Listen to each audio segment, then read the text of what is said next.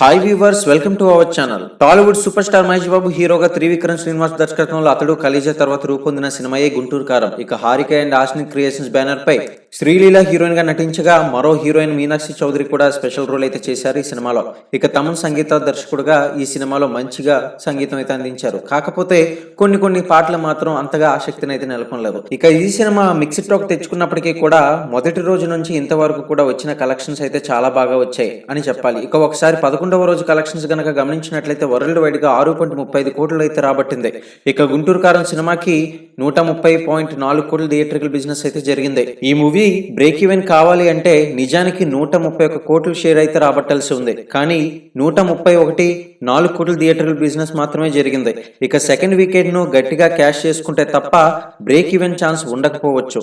మరి చూడాలి second weekend ఈ మూవీ ఎంతవరకు నిలబడుతుందో. ఇటువంటి మరిన్ని టాలీవుడ్ లేటెస్ట్ అప్డేట్స్ కోసం ఛానల్ ని సబ్స్క్రైబ్ చేసుకుని వీడియోని లైక్ చేయండి.